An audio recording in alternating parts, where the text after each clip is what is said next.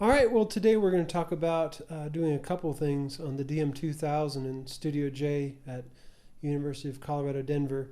It's a digital board, and if you've never dealt with the digital boards, there's a couple of things to get used to, but I think this is a good introduction into digital audio, this board, and using a digital environment. Okay, when you come into this room, you have no idea what the project was before you. It could have, maybe it was a surround sound project and the routing kind of got thrown all over the place in order to get it where they needed it. So it's a good practice to come in and kind of just do a reset. And the way we're going to do that, I don't know if you can see this, it's kind of dark, but there's a button over here just to the left of the screen in the display access area. It says data, and we want to see something that looks like this, where we can see Studio J. It's a kind of a preset layout for the board.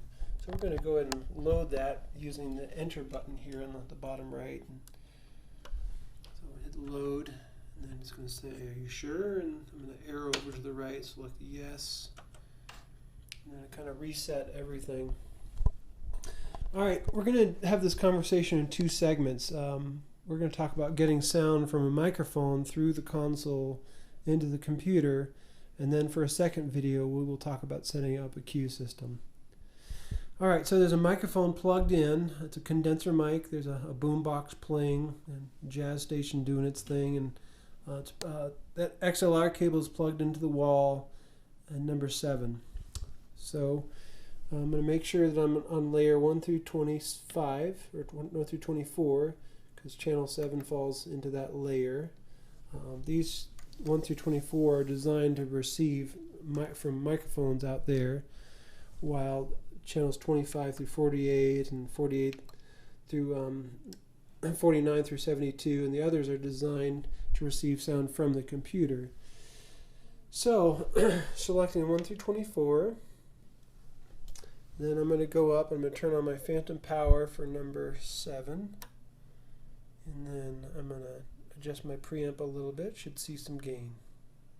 Great. Now our computer is going to receive a post fader level, so that means it cares about where this fader is. So let's give it a little juice. Each channel that you need to record, you're going to have to activate the direct out. Now whenever you touch the fader or activate this select button, this whole blue area is the channel strip for that given channel. You got to make sure that to double check here in the upper right that it says the channel that you want. Here it says channel 7, because even if you brush your hands across this as it comes in, then it's going to goof up your input right there. So just give me 1 second.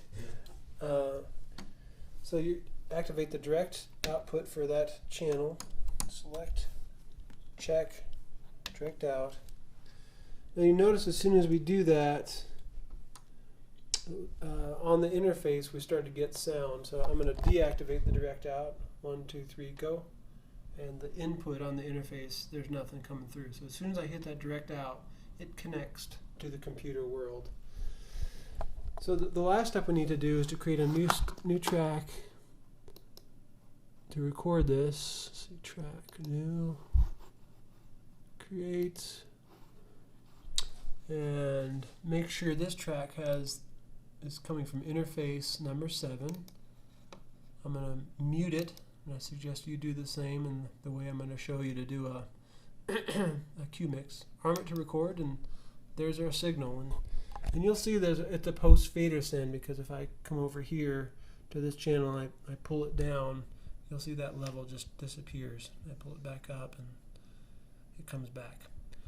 Alright, so that's how we get signal in between the microphone and the computer, and in the next video I'll show you how to tackle the challenge of getting a headphone mix.